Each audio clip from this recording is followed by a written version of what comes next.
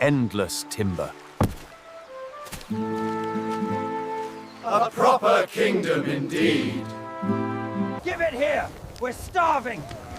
It's barely enough for one. Get your own. That beam goes here. Heave, men! We build this colony not with gold, but with the sweat of our brows. Haven.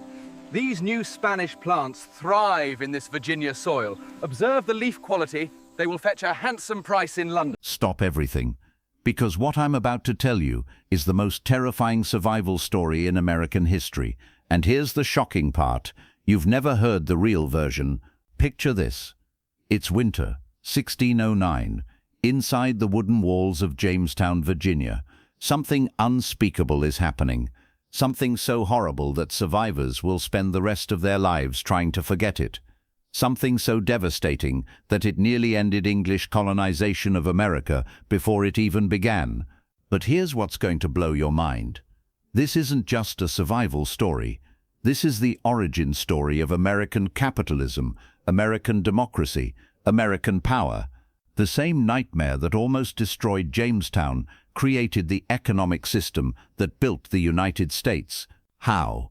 Through one plant, one discovery that transformed the most failed colony in history into the richest settlement in America. A discovery so profitable it created the plantation system, funded American expansion, and generated more wealth than Spanish gold mines. But before we get to the miracle, you need to understand the horror, because without the horror, the miracle means nothing. Imagine this. You're one of 500 English colonists who arrived in Virginia full of hope and dreams of easy wealth. By spring 1610, there are 60 of you left. 60 out of 500. The other 440. They're dead, and some of them were eaten by their own neighbors. This is the story of how English civilization collapsed so completely that survivors resorted to cannibalism to stay alive, and how that complete collapse created the foundation for American prosperity. But there's something else. Something about this disaster that's going to change everything you think you know about American origins, because Jamestown wasn't just the first permanent English settlement in America. It was the first time Europeans discovered that America doesn't care about your plans. America makes its own rules, and if you want to survive here, you have to become something new. Something that's never existed before in human history. An American. The impossible beginning. Let me take you back to London, 1606. The Virginia Company is selling the biggest scam in English history, and everyone, minus absolutely everyone, is falling for it. Picture the promotional pamphlets. Virginia, where gold grows on trees and wealth requires no labor, where friendly natives will trade pearls for glass beads, where English gentlemen can become rich without ever getting their hands dirty. The reality, Virginia is a mosquito-infested swampland with no gold, hostile tribes, and diseases that kill Europeans faster than any battlefield. But here's why the English believed the lie. Spain had just gotten incredibly rich from American colonies. Spanish conquistadors found gold and silver in Mexico and Peru. Spanish settlers were shipping treasure fleets back to Europe. Spanish Empire was dominating the world through American wealth. England wanted the same thing. No, England needed the same thing, because Spain was using American gold to build the most powerful military in Europe, threatening to invade England and restore Catholic rule. So when the Virginia Company promised English investors easy wealth from American colonies, everyone wanted to believe it. Nobles invested their fortunes, merchants risked their businesses, even ordinary citizens bought shares, hoping to get rich from Virginia gold. The problem, Virginia isn't Mexico or Peru. There's no Aztec empire to conquer, no silver mines to exploit, no existing civilization to steal from. Virginia is wilderness, raw, hostile, deadly wilderness that kills Europeans who don't know how to survive in America. But nobody realizes this yet. In 1607, 104 English colonists land in Virginia, expecting to find easy wealth and friendly natives. Instead, they find something that will nearly exterminate them, America itself. The disaster unfolds. May 14th, 1607, the English land in Virginia and immediately make every possible mistake. First mistake, they choose the worst possible location for their settlement. Jamestown Island is a swamp, surrounded by brackish water, perfect for breeding mosquitoes that carry deadly diseases, but terrible for drinking water or growing crops. Why do they choose this death trap? Because the Virginia Company's instructions prioritize defense against Spanish attacks over survival necessities. They're so worried about Spanish invasion, they don't consider whether they can actually live there. Second mistake, they bring the wrong people. The Virginia Company recruited English gentlemen who've never worked with their hands, expecting to get rich from supervising native labor. These aren't farmers, craftsmen, or survival experts. They're aristocrats who think manual labor is beneath their social status. Third mistake, they expect to trade with natives for everything they need instead of learning to produce it themselves. When the Powhatan tribes refuse to provide unlimited food supplies for worthless European trinkets, the colonists have no backup plan. By September 1607, 46 of the original 104 colonists are dead. Disease, starvation, and conflict with natives are destroying the settlement faster than new ships can bring reinforcements. But here's what makes this truly tragic. Every single problem was predictable and avoidable. Other European colonies had succeeded by bringing farmers instead of gentlemen, choosing healthy locations instead of defensive positions, and learning native survival techniques instead of expecting easy wealth. The English ignored every lesson because they believed America would be as easy to exploit as they imagined. They weren't just unprepared for Virginia, they were unprepared for reality. And reality in America is about to teach them the hardest lesson in human survival. The leadership crisis. Enter John Smith. September 1608. The colony is dying, morale has collapsed, and someone needs to save Jamestown from complete disaster. Smith isn't like the other colonists. He's not a gentleman seeking easy wealth. He's a professional soldier who's fought wars across Europe, been enslaved by Turks, escaped from captivity, and learned that survival requires work, discipline, and adaptation. Picture Smith surveying the wreckage of Jamestown. Gentlemen colonists refusing to work, expecting others to provide their food. Food supplies dwindling because nobody knows how to farm in Virginia soil. Relations with natives deteriorating because colonists keep demanding free supplies. Smith implements the most famous rule in American history: he who does not work does not eat.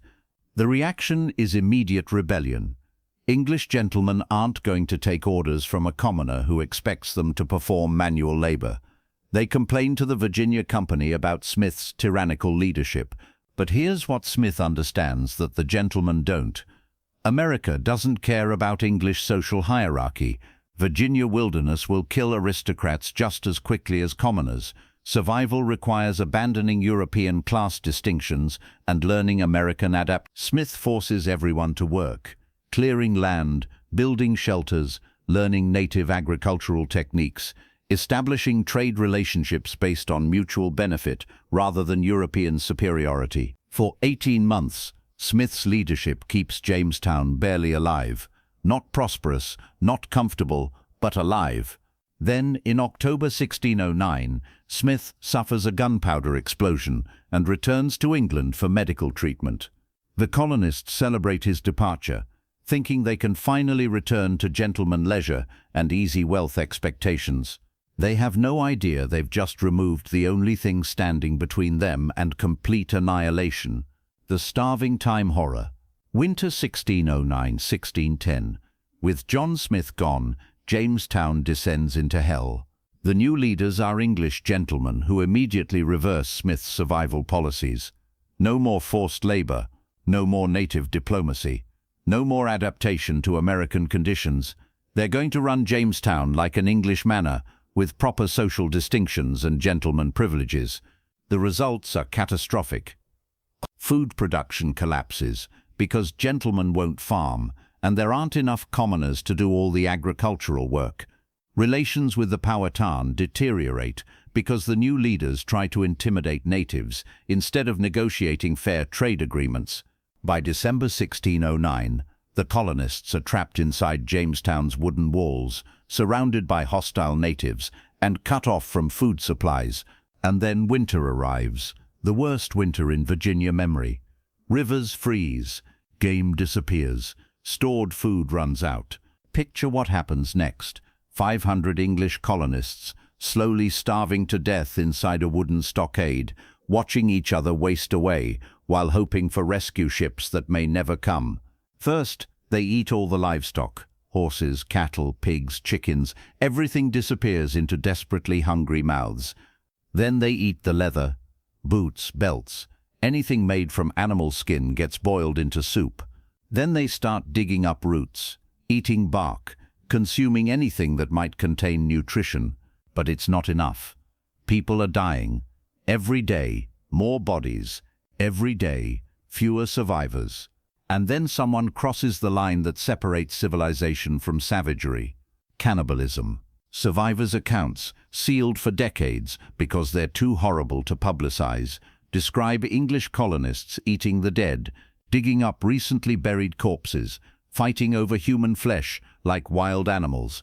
One colonist kills his pregnant wife, salts her body, and starts eating her piece by piece until other survivors discover the crime and execute him. This isn't just starvation. This is the complete breakdown of English civilization. People who came to America as educated Christians are behaving like desperate animals, doing things they never imagined possible. By spring 1610, 60 people are still alive out of 500. 60 skeletal survivors, psychologically shattered, physically destroyed, barely human. The Jamestown experiment has failed. English colonization of America is over, before it really began, except for one thing nobody sees coming. The miracle rescue. June 7th, 1610. The 60 Jamestown survivors have given up. They're abandoning the settlement, sailing back to England to report the complete failure of English colonization in America. Their ship is literally heading down the James River when they encounter something impossible. Fresh English ships sailing up the river toward them. Lord Delaware, the new colonial governor, arriving with 150 fresh colonists, medical supplies, food, tools, and most importantly, a completely new approach to American survival. Picture the meeting. Starving, traumatized survivors encountering well-fed, optimistic newcomers. The contrast between what America can do to unprepared Europeans and what preparation can accomplish in American wilderness. But Delaware doesn't just bring supplies, he brings knowledge. He studied every failed colonial attempt, learned from Spanish successes, and developed systematic approaches to American settlement. First, proper location scouting. Move settlements to healthy ground with fresh water and good drainage. Second, balanced population. Bring farmers, craftsmen, and survival specialists instead of just gentlemen seeking wealth. Third, native diplomacy. Establish mutually beneficial relationships instead of demanding tribute. Fourth, agricultural adaptation. Learn American crops and growing techniques instead of trying to replicate European farming. Most importantly, psychological adaptation. Accept that American survival requires becoming something new rather than maintaining European traditions unchanged. The rescue isn't just about supplies. It's about completely reinventing English colonial strategy based on hard-earned survival knowledge. But Delaware's success creates new problems. Jamestown survives, but survival isn't prosperity. The colony is stable but not profitable. Investors are spending money but not earning returns. The Virginia Company needs something that will generate actual wealth, not just prevent death. And that something is about to be discovered by a man whose name you probably don't know, but whose innovation created American economic power. The Tobacco Revolution. Enter John Rolfe, 1612, a Virginia colonist with a crazy idea that's about to transform American history. Rolfe notices something interesting. The natives grow tobacco, but it's harsh and bitter, compared to the sweet tobacco that Europeans import from Spanish colonies in the Caribbean. Spanish tobacco sells for enormous profits in European markets, but Virginia tobacco is basically worthless. What if, Rolfe wonders, he could grow Spanish-quality tobacco in Virginia soil? Picture the challenge. Spanish tobacco varieties are closely guarded secrets. Spanish colonies prohibit selling seeds to competitors. European demand for tobacco is growing rapidly, but only Spanish producers can supply premium product. Rolfe somehow, and nobody knows exactly how, acquires seeds for Spanish tobacco varieties and starts experimenting with cultivation in Virginia conditions. The results exceed everyone's wildest dreams. Virginia soil and climate produce tobacco that's not just as good as Spanish varieties, it's better, sweeter, milder, more aromatic. European customers prefer Virginia tobacco to anything they've ever tasted. By 1614, Rolfe's experimental crop is generating more profit per acre than any agricultural product in the world. Think about what this means. The same colony that nearly failed completely is suddenly producing the most valuable crop in international trade. The same land that almost killed 440 English colonists is generating wealth beyond anything the Virginia Company ever imagined. But here's what makes this truly revolutionary.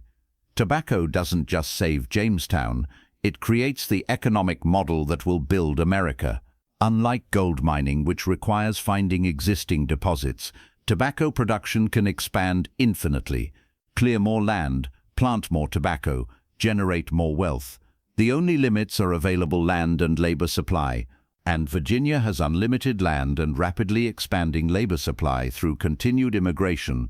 By 1619, tobacco exports are generating enough profit to fund massive expansion of English settlement, new ships, new colonists, new cleared land, new tobacco fields.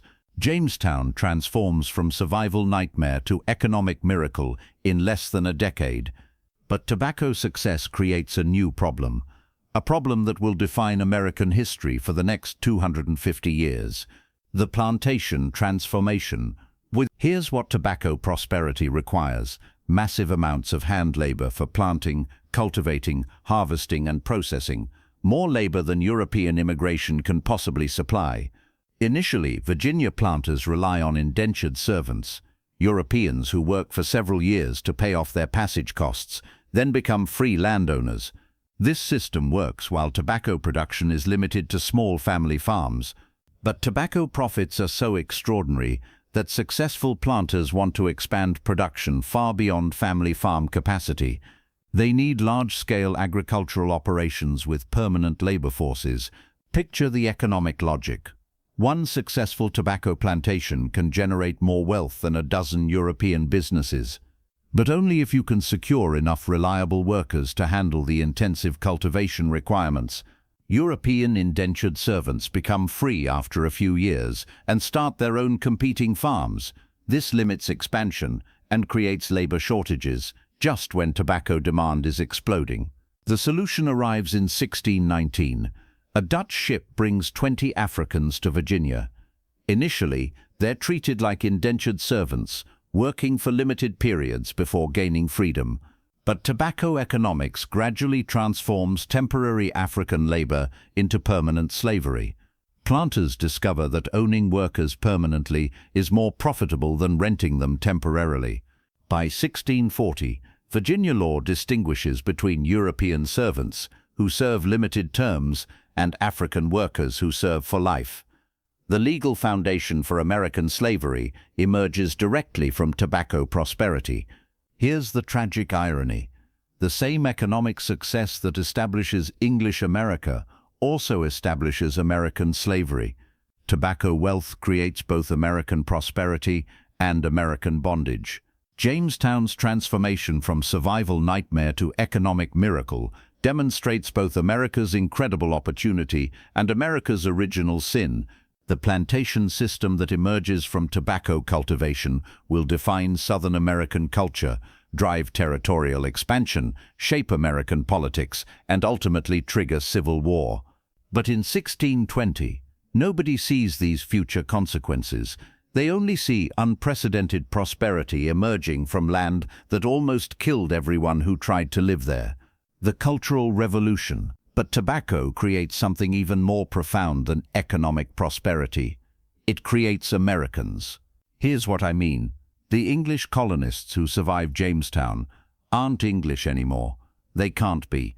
English culture, English social hierarchy, English expectations, all of it nearly killed them.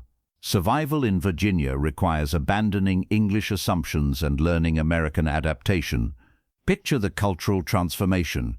English gentlemen who once refused to work with their hands are now personally supervising tobacco cultivation because their fortunes depend on crop quality. English social hierarchies that once determined opportunity are replaced by American meritocracies where success depends on practical skills rather than hereditary status. English agricultural traditions that failed in Virginia soil give way to American innovations that blend European techniques with native knowledge and environmental adaptation. By 1620, Virginia colonists are no longer trying to recreate England in America. They're creating something entirely new, American culture. This new culture values practical success over social tradition, individual achievement over family status, environmental adaptation over cultural preservation. Most importantly, American culture values survival and prosperity over religious or political orthodoxy. If something works in America, Americans will adopt it regardless of what European authorities think. This pragmatic adaptability becomes the defining characteristic of American identity, not just in Virginia, but throughout colonial America and eventually throughout the United States. Americans become the people who adapt to circumstances rather than demanding that circumstances adapt to them. But there's something else the Jamestown experience teaches future Americans. This continent rewards those who take risks and punishes those who play it safe. The Virginia Company investors who expected easy wealth without risk lost their money. The colonists who expected American survival without adaptation died. But the individuals who embraced American challenges and developed American solutions became wealthy beyond European imagination. The political foundation. By 1619, tobacco prosperity is creating something unprecedented, political innovation based on American conditions rather than European traditions. Here's why. Successful tobacco cultivation requires local knowledge, environmental adaptation, and practical decision-making. London investors don't understand Virginia soil, Virginia climate, or Virginia challenges. Virginia colonists realize they need local governance that can respond quickly to American problems, rather than waiting for instructions from European authorities who don't understand American conditions. The result: the House of Burgesses. July 1619, the first representative assembly in American history. Picture the significance. While England is governed by hereditary monarchy and hereditary aristocracy, Virginia is experimenting with elected representatives, making decisions for their local communities. This isn't democracy as we understand it. Voting is limited to property-owning men, which means successful tobacco planters dominate the system. But it's the beginning of the American political principle that government authority should come from the consent of the governed, rather than the divine right of kings. The House of Burgesses proves that Americans can govern themselves effectively, more effectively in many ways than European authorities governing American colonies from distant capitals. This local self-governance becomes the foundation for colonial resistance to British imperial control, then American independence, then constitutional democracy, all because tobacco prosperity created economic independence, and economic independence made political independence both possible and necessary. The same crop that saved Jamestown from extinction creates the economic foundation for American political innovation. The eternal legacy, standing in modern Virginia today. You can still see the James River where those 60 starving colonists almost gave up on American civilization. You can visit the archaeological sites where tobacco cultivation created American prosperity. But in 1620, this wasn't historical monument. It was living proof that Americans could survive anything, and turned disasters into opportunities. Imagine one final moment. Picture yourself walking through a Virginia tobacco field in 1620. 10 years ago, this land was killing English colonists faster than any battlefield. Now it's generating wealth that European aristocrats envy. The transformation isn't just agricultural, it's civilizational. Americans have learned something that no previous people ever learned: how to turn wilderness into prosperity, how to turn survival challenges into competitive advantages, how to turn disasters into opportunities. This becomes the defining American story. People who come to America with nothing, face challenges that seem impossible, adapt to circumstances that seem hopeless, and create success that seems unimaginable. The Jamestown experience establishes the American pattern. Failure leads to innovation, which leads to adaptation, which leads to prosperity beyond anything possible under traditional systems. But Jamestown also establishes the American contradiction. The same opportunities that create unprecedented freedom also create unprecedented exploitation. The same innovations that generate prosperity also generate inequality.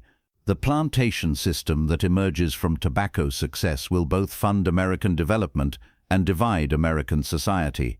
The agricultural wealth that makes American independence possible will also make American unity impossible. The legacy of Jamestown is both American opportunity and American tragedy, both American innovation and American injustice. But here's what makes Jamestown's story eternally relevant. Americans are still the people who refuse to accept that failure is permanent, that circumstances determine destiny, that traditional limits define possibilities. Every time Americans face impossible challenges and find unexpected solutions, they're continuing the work that began with those 60 survivors who refused to give up on American dreams. The starving time taught America's first lesson. This continent doesn't care about your plans, but if you're willing to adapt, to innovate, to become something new, America will reward you beyond anything you ever imagined possible. That's all for our journey through Jamestown's transformation from nightmare to miracle. If there's another moment when impossible survival became unprecedented prosperity, another place where failure created success, another story about how ordinary people created extraordinary change through American adaptation, let me know in the comments. Because the real American story isn't about perfect people building perfect society. It's about survivors who refuse to quit, innovators who refuse to accept limits, and dreamers who refuse to believe that circumstances determine destiny. The starving time ended. The American dream began.